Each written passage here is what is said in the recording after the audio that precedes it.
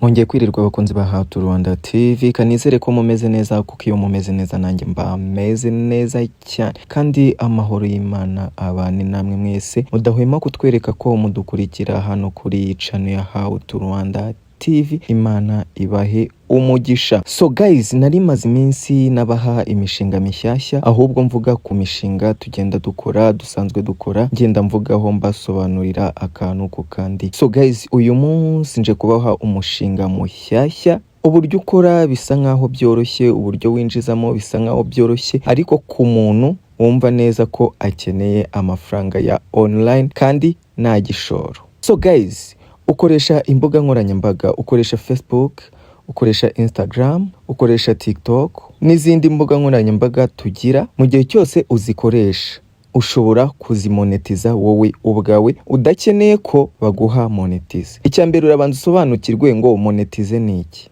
Ubundi monetize ni uburyo urubuga runaka ukoresha ruguha amahirwe yo kurukoresha unakoreramo amafaranga. Ati bigenda ute? Iyo ushyizeho nka video kuri urwo rubuga, iyo video iyo wabaye monetize bagenda bagushyiriramo ads.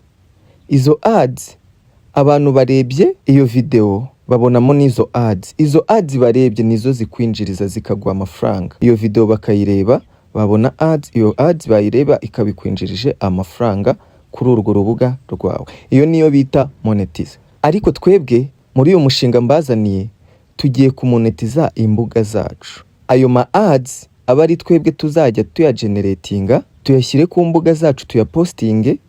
Ntabwo uzajya uyapostinga nka video, uzajya uyapostinga nka link. Umuntu wese ukozeho uzajya ubarirwa amafaranga, bizajya biterwa n'ahantu wa postings n'abantu bakritseho. Ibyo byose urabibona muri dashboard yawe. Hari umuntu kugeza ubu utari wabyumva neza, tegereje ko tubikora akabona kubimenya. So twagiye, urahita ugera ahantu hameze gutya, ukore kuri utu turongo dutatu, umanuke hasi ukore hano kuri sign up, utegereze. Tayari tugezemo. Urahita ukora kuri continue avec Google, ucuzingemo cyangwa uhitemo email ugiye gukoresha. Hano mfite 3 ndahitamo imwe muri zo. Dukomeze, manuke hasi nkore continue. Tayari tugiye gusetinga money tag yacu. Urabona hano tugiye kuzuzamo information. Igihugu turahitamo Rwanda. So nickname ndashyiramo Hakris. Wewe biraterwa na nickname ukoresha cyangwa kabyiniriro. Ushyiremo nimero yawe ya telefone. So personal data nahisemo individual. Hano no gushyiramo amazina yawe uri bukoreshe. Country of residence turashyiramo Rwanda. Turukoreho. Atubwire gushyiramo city, ubwo ni umujyi Kigali, cyangwa ushyiramo Rwanda Kigali. Nurangiza ukore continue. Ubona ko info tuzujujemo. Tugere hano. So hano baratubwira how did you hear about us, ushyireho social media. Hano batubwire ni ibiki dukoresha kugira ngo tubone traffic cyangwa tubone abantu benshi baturebera. Social media niyo dukoresha, niyo dushaka kumonetiza. Baratubwira ngo what do you monetize? Website, social traffic, Telegram mini app. Ariko reka duhitemo social traffic, niyo nziza kuko niyo igufasha kumonetiza ama reels, ama short, TikTok and other content with our direct link. Niko batubwiye. So tuze nanone dushyiremo, ako tutarakomeza turebe. Personal data twahisemo individual, amazina twahisemo How to Rwanda, igihugu twahisemo Rwanda. Dushyiramo WhatsApp, dushyiramo nickname Hakris 250, nimero ya telefone ngiyi twayishyizemo. Duhitamo social traffic, turamanuka. Tell us more about your audience. Hano ushyiramo link, ushatse washyiramo Facebook, washyiramo Instagram. Ubwo ni ahantu ufite audience kabyuzuzamo. Hano how did you hear about us, ni he watwumvishe cyangwa byanyuze mu zihe nzira ngo umenye iyi website. Urashyiramo social media. Ego. Hano what other ad network, hano murabona ko nashyizemo Facebook.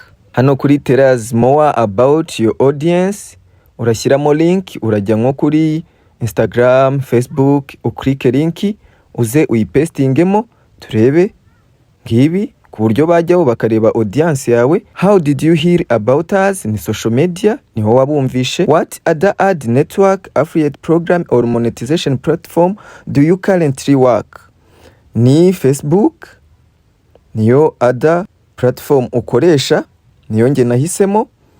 Umanuke hasi, what tools do you use to get a monetize? Ni social media. So iyo usoje kubyuzuza byose ukora kuri I'm not robot, bakaverifya kuri umuntu ukahita ukora kuri sign up. Iyo ukoze kuri sign up tayari tuba tugeze muri Monetag mwimbere, ngira ngo murabibona.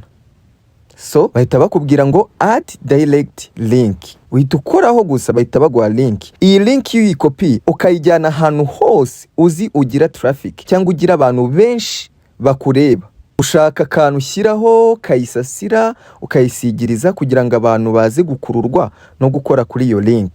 Iyo birangiye abantu iyo baje bayikirikaho binjiraho uko baba benshi ni kugenda winjiza menshi. So guys, iyo ukinjiramo biba bimeze gutya. Tukimara kwiyandikisha tugira ahantu hameze gutya. So icyo tugiye gukora ni ukureba ngo iyi platform ubundi ikorite. Urahita uza hano ukore kuri utu turongo dutatu hano mu nguni. Numara kudukoraho baraguha ibintu byinshi. Hari statistic ni twari turiho, ureba aho ureberayo winjije, ni nka dashboard ureba n'uburyo wakozemo. Hari Telegram mini app abone ku bantu bakora ama mini app. So hari payment, kuri payment iyo ukozeho ubona uburyo wagiye winjizamo. Urabona total balance ufite niyi yabaye approved niyi. Ubu ni uburyo ugenda winjizamo. Payment option ushobora gukoresha Payoneer account ubikuza, ugakoresha cryptocurrency cyangwa ugakoresha PayPal. PayPal aba ari $5 niyo uheraho, kakubwira ngo no extra fee, ngo nata niyo yabikuye aza yose. Skrill nayo wayibikurizaho. Payoneer nkuko twari tuyivuze minimum na $20. Skrill minimum na $5 cyangwa $5. Cryptocurrency niyo ifite minimum nyinshi na $100. Ubwo nibwo buryo duhemberwamo. So tuvemo aha ni insight, urebera uburyo ibintu byawe bimeze, cyangwa ukareba n'izindi mfashanyigisho bagenda baguha kuri iyi website. Aha ni help center aho bagufashiriza priority program, referrals program. Kuri referral program naho ukura link usangiza abantu bawe, kandi ikindi bakakubwira ngo umuntu wese winjiriye kuri link yawe ayukoreye wowe wamutumiye ubonaho 5%. Izi ni inyungu zo gutumira. Link naho uyikura uca kuri referral program ugakora hano kuri get link. Link uyibonye ukayisharinga. Ikindi nyamukuru aricyo tuzajya dukora hano. Nangiriye iyi video nabanjije kubabaza ngo ufite social media, ukoresha social media Facebook, WhatsApp, Instagram, ibyo byose urabikoresha. Niba ubikoresha icyo ubusabwa ni ugukopiya iyi link ukayisharinga muri izo mbuga zose, yaba urubuga rwa Instagram, yaba Facebook, yaba ahashoboka hose ukayisharinga. Buri muntu ukozeho wese kuri iyo link urahembwa, kuko iyi link birimo ama ads, haba harimo kwamamaza kwinshi. Umuntu wese ukozeho wowe urahembwa. Ibaze ugize nka traffic y'abantu 1000 bakoze kuri iyo link, ubu ufitemo $5 arenga 5. Ibyo bintu uri kubyumva, arenga 5. So kugira ngo ubone iyo link bigenda bite? Kugira ngo ubone iyo link uri busharinga abantu ubundi bayikoraho ugahembwa.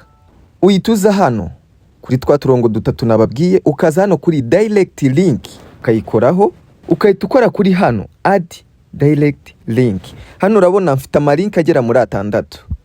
Ayo yose ndayasharinga bakayamembera. Iyo umajije kuyicreate kambere ku buryo ba create link n'uburyo bayikopiya bakayisharinga. Uyituza ugakora hano kuri add direct link ukahita ikoraho. Ako kanyu ukiyikoraho ihita yigenerating. Urabona ko link ya 7 ijeho. Bayise wonderful link. ngiyi nyikreye tariki 8 z'ukwa 5 2026. Icyo uhita ukora hano kuri copy link, cyangwa washaka ugakora hano kuri statistic ukareba link yawe yinjije gute. Ntago irinjiza, so usanze itarinjiza kuko nago urayisharinga cyangwa nago ndayisharinga. Iyo uyirangije urayikopiya nka gutyo. Ushobora kuza mbereke nk'urugero ruto, ukahita ufungura Facebook yawe, ukahita uza hano ujya postinga what on your mind, nkahita nandikamo nyine ushaka ikintu wandikamo kiri bukurura abantu ngo bakore kuri iyo link. Ese ushaka gukorera amafaranga nta gishoro? Kora kuri iyi link iri munsi, ubundi urebe uko bikorwa. Warangiza hano hasi ukahita pastinga ya link yawe ukuye muri Montag. Warangiza ukahita ukora next. Hano gupostinga no audience ni public, ugomba kureba ko audience yawe ari public ku buryo buri wese ari bubibone. Sharing to Facebook group, nunayipostinga irajya kuri group zawe zo kuri Facebook, nabyo tubyemeze. Urazwitemo group, uzi selecting group ushaka ko ziza kubona iriya post cyangwa hari bujye iriya post. Banyemereye gusharinga muri group 1 2 3 4 5 6 7 8 9. Banyemereye gusharinga muri group 9 gusa. Yego, tuvemo. So hano bakakubwira ngo shyiraho collaborator. Mu gihe ufite nka Facebook page uyishyiraho. Nge ndayifite, yitwa The Hackers Fashion